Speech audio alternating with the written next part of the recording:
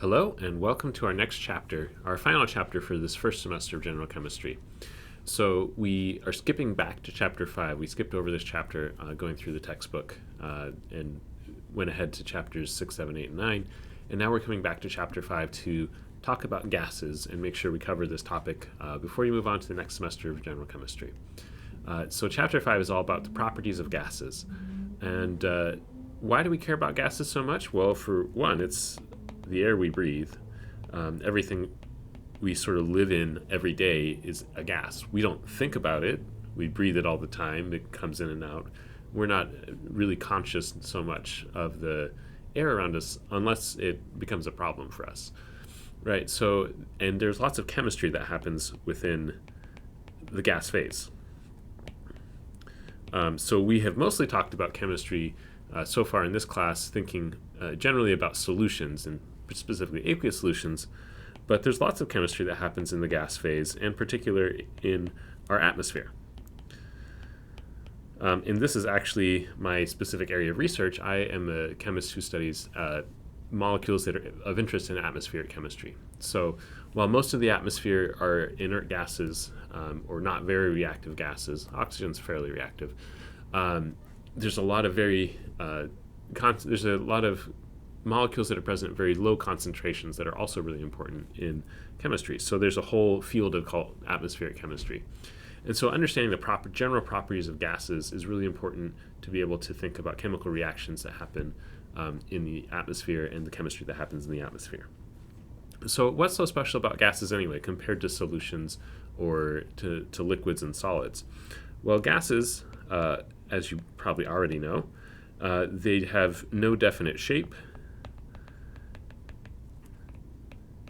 and will fill their container.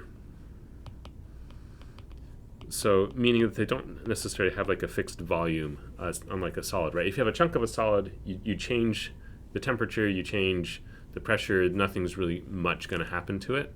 But that's not true for gases. If we change the temperature and pressure, gases will change. Their properties will change. And that's a lot of what we're going to talk about in this first set of videos, is how do gases change when we change the conditions surrounding them. There's a nice list in section 5.1 of your textbook, and I'm going to briefly go through that, of what's sort of different about gases compared to liquids and solids. So item number 1, let's try and write that. Let me just move this here. There we go. So first is that the volume of a gas, and this is sort of what I just was saying, can change quite drastically with changes in temperature and pressure. So if you, say, take a balloon full of gas and you put it underwater somehow, it's kind of hard to do, but as the pressure increases, that volume will decrease. Or alternatively, if you take a balloon full of gas and go up into further up in the atmosphere where the pressure decreases, that balloon will expand. And we'll look at a quantitative relationship that describes that. All right.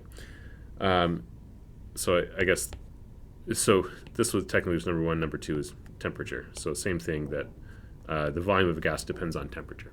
For solids and liquids, this is generally not true, or it doesn't change very much.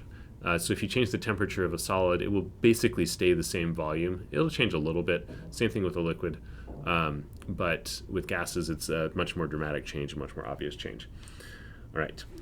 So item number 3 that's mentioned is that gases are miscible. What does that mean? That means that you can mix them together. And they will completely mix together. Unlike something like, say, oil and water, where we have a nonpolar and a polar substance, gases aren't very close. The molecules are not very close to each other in the gas, and so they're able to freely mix together without. The only thing that'll sort of lead to them not being completely mixed is if there's differences in densities. So heavier gases might go lower down the bottom, lighter gases might go towards the top, but they'll still mix together. And so we see that in our atmosphere. It generally has the same composition, not completely, but mostly the same composition all around the world. Though there are local variations in some of these concentrations of gases that are very small. And number 4 is that gases are gases have a very low density. So just as a reminder, we did talk about this at the beginning of the semester, but as a reminder, density being a mass per unit volume. And so, for example, liquid water, we talked about at the beginning of the semester, has a density of about 1 gram per milliliter. Gases, on the other hand, so if you take just sort of regular air, it's about 1 gram, 1.2 grams per liter. Right, so the same mass roughly as 1 milliliter of water, 1,000th of a liter, is the same mass of a whole liter of gas. So there's like an 800 times difference in density there. So all of these properties come from the fact of thinking about what's happening with what is a gas. And as a reminder, we looked at this picture way back at the beginning of the semester, but a gas is a bunch of particles, a bunch of atoms or molecules, with a lot of space in between them in random motion. We're going to talk about this more later in this chapter.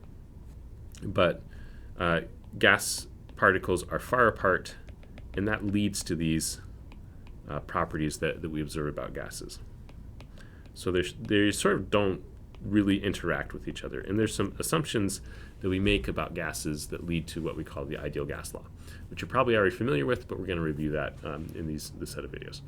So that's our introduction to thinking about gases, and we will continue talking about them in the next few videos, where we're going to first talk about what pressure is and units of pressure, and then get into the ideas of the ideal gas law.